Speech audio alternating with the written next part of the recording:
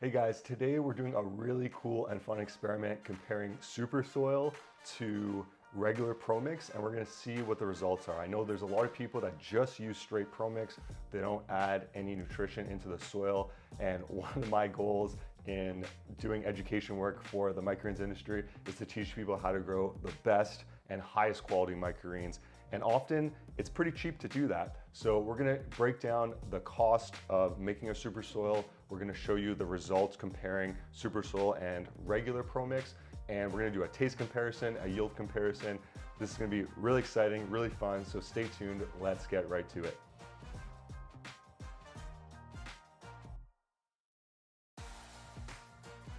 So the growing recipe for these two trays was exactly the same except for the soil. So the lighting, both of them used 3 Barina LED lights that were the white spectrum, and we used 18-hour light cycles on both of them. They were actually grown side by side, exact same amount of water, exact same seeding rate. So they both have exactly 7 grams of Tokyo Bacana mustard, which in my personal opinion is one of my favorite mustards. It's super mild, really fast growing. These trays are both 9 days old, and the true leaves are already starting to form on, especially this one, because this is the larger one, but true leaves are forming on both sets of trays. And in terms of seeding, we used the prototype of the seeding machine that Microgreens Consulting and Vertigrow is creating. So that'll be out in the spring. So look out for that. But it just makes, as you can see, super uniform seeding rates, which is really important for quality disease management. So shout out to Vertigrow for working hard with me on creating this really, really cool tool over the last 6 months or so now. And really excited to get that out to people. Both trays had fans blowing on them on the last day before harvest to dry them out, which I think is really important to create a high quality microgreen product that has a good shelf life. And so, like I said, the only difference is the soil, and then both seeds were top coated with vermiculite, which I found really, really helps prevent mold and disease and really helps get an even uniform seeding rate among trays. So that's really the growing process. They were really watered only every 3 days. I think the last time I watered them was 2 days before this. So you can see the larger one is starting to droop a little bit because it really needs an extra water. But because we're gonna harvest them, it didn't make sense to add more water. And one thing I'm gonna be doing, which is really cool, is I'm gonna be automating the watering system in my grow setup here. Now, these are not for commercial sale. These are just for testing. So all this stuff I'm gonna be doing, none of it's gonna be sold. It's all gonna be end up in smoothies and juices and salads. And I'm excited to have microgreens again. So the first thing we're gonna compare is the visual difference between these two trays. So this is the tray that was just Pro Mix HP, and this is the tray that is Pro Mix HP plus the Guy Green fertilizer, which I call super soil because, as you can see, it makes a big difference in the yield and quality of the tray. So you can see the leaf size is quite different, and we'll do a close-up here so you can kind of see the difference between the two trays. These are a bit taller, and the leaves are actually darker green as well. So they're not just larger, but they're darker green. So stay tuned because we're gonna compare the super soil recipe for broccoli microgreens to regular Pro Mix and see what the nutritional difference is. Because it's easy to see it's bigger, see it's greener, but to actually know how much more nutrition is in there will make it a lot easier to sell your product to your customers. So those of you watching this video, you have a unique advantage over most people in the microgreens industry because you're gonna be using the best soil recipe that I've created over the last 10 years of growing microgreens commercially. So other than that, this tray is a little bit more uniform. There's a few spots here that are lower down and have a little bit lighter color. That is most likely just from not having enough fertilizer. So that's why there's these spots that are shorter or have more yellow color. Whereas these are a darker green. And keep in mind, Tokyo Bacana mustard is a really, really light color green mustard. So you can see the difference between the two, but it's supposed to be a lighter color. But because of how much fertilizer it is, it's getting a nice rich green color, which is really nice, which means there'll be more nutrition, better flavor, and of course, I can already tell better yield, which we'll get into right now. So to harvest microgreens, what you're gonna want is a sharp knife. Now, if you're going to do commercial production, I always recommend using the quick cut greens harvester. You're going to have much better results, much faster, and more uniformity. But because again, I'm growing this for personal consumption, I'm just going to use a knife here. Now, it's really important to disinfect your knife, especially if you're using one that is used for anything in your kitchen. So something like Xylitol is a great solution to disinfect your knife, which is just hydrogen peroxide and vinegar, and ensure that there is no food safety risk with the microgreens that you're cutting and or consuming or selling. So let's get right into it.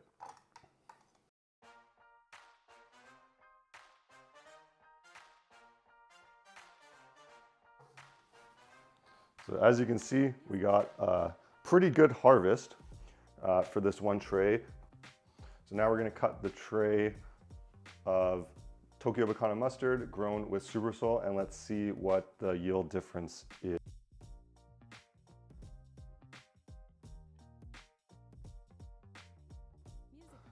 All right, so we have the 2 harvested trays of Tokyo Bacana mustard. We have the Supersol here, and we have the regular Pro Mix here. Even just feeling this bags, I can feel the weight difference.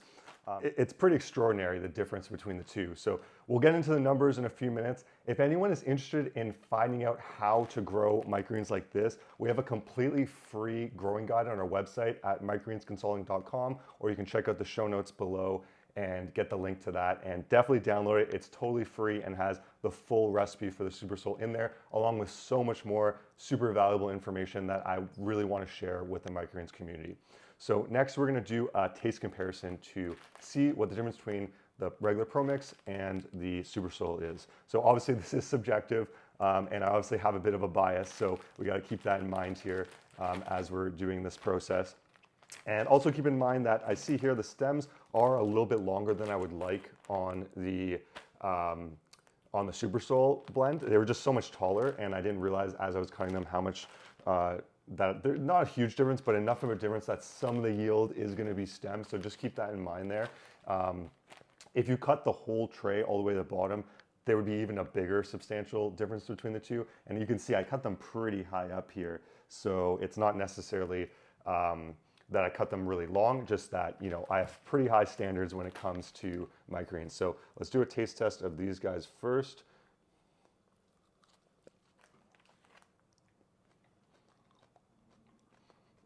There's a little bitterness to them. They're still good, they're delicious. There's a little bitterness to them. Pretty strong mustard flavor for Tokyo Bacana. Very tender. Nice small amount of crunch. So overall, I would buy these in a store. I would eat them, definitely. Now these guys,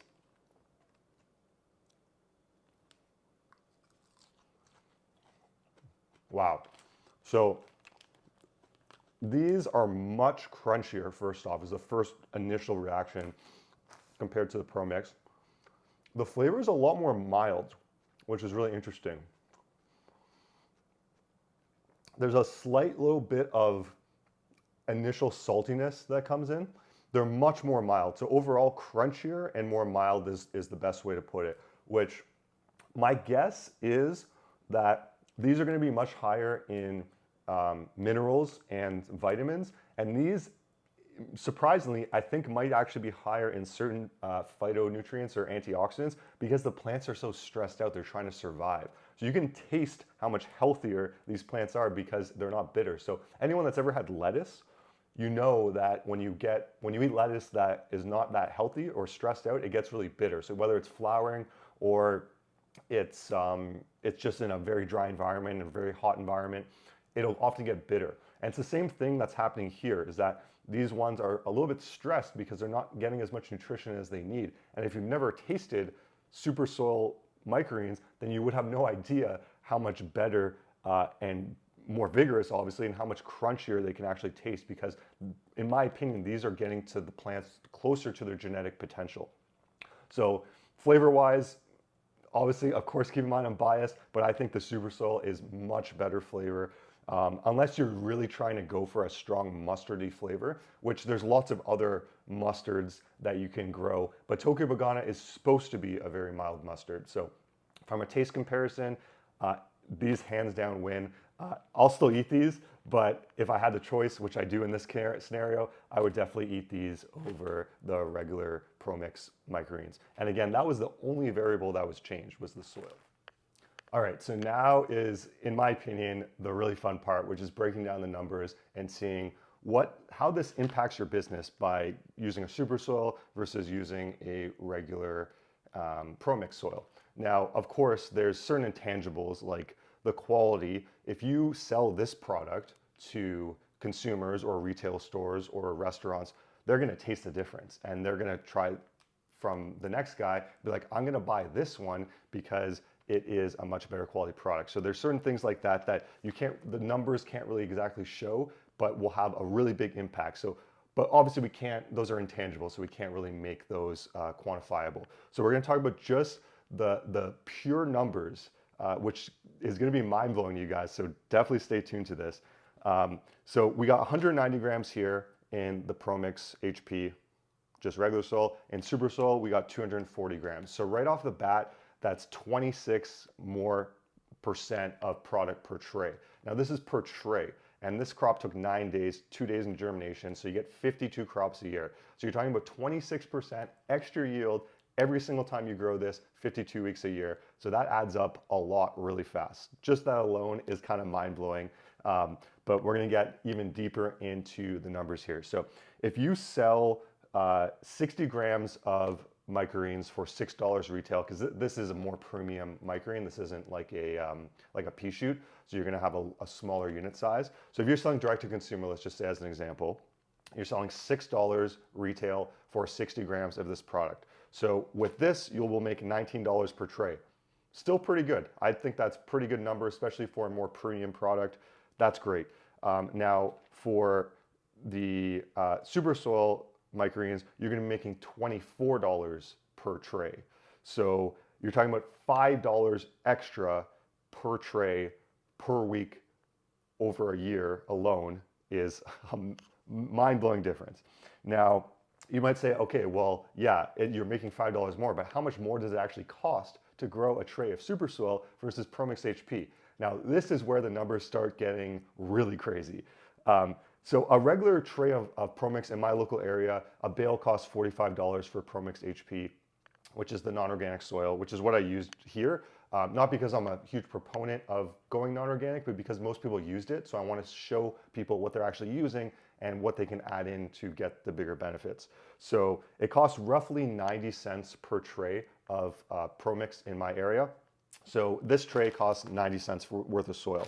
Now this tray with the super soil was only 17 cents higher, which got it to $1.07 per tray. So you're talking about for 17 extra cents, you're getting $5 of extra revenue. So that means that each tray you're growing, you're making pure profit of an extra $4.83 per tray, because all your costs are the same except for the fertilizer. Your lights are the same, the time is the same. Maybe it's an extra few seconds to mix the soil, but really labor is the same. So it's actually, if anything, cheaper on a per unit basis because you're getting more per tray. So each tray of soil you fill, seed, if you can get more per tray, then the labor cost goes down per tray or per unit of clamshell or product sold. So that's really important to keep in mind, that it's not only you're getting higher yield, but you're saving a lot of labor because you can grow less trays to get the amount of product you actually need.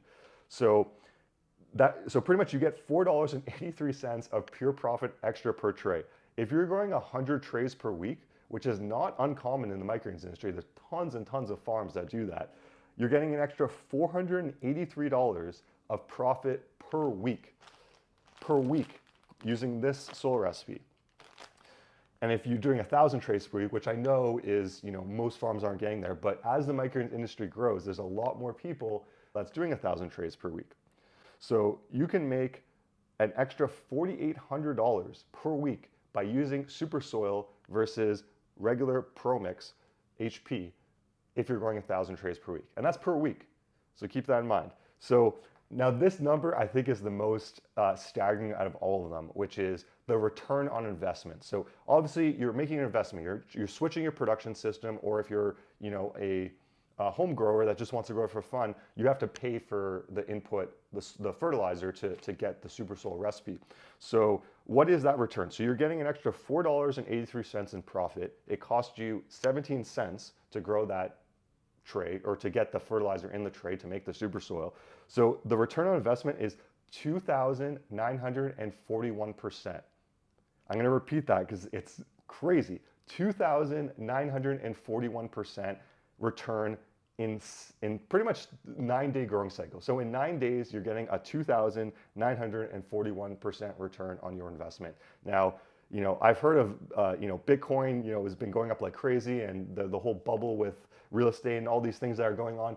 You'll never hear of anything 2,941% return. And this is where the power of education, I think, is really profound, is that if you understand the math on this and you understand the growing of this, the difference between growing these two, then you're really making an investment in your understanding of how to make money as a business. So there's obviously the financial side of it, but there's also the product quality. So now we're going to delve into the difference in nutrition. So I've done nutrient analysis comparing broccoli microgreens to regular pro mix soil using super soil, and the difference was substantial, anywhere from 40% to 300% difference in nutrition from one way of growing to the other. So we're going to do a whole separate video on that, because that's a whole topic in and of itself.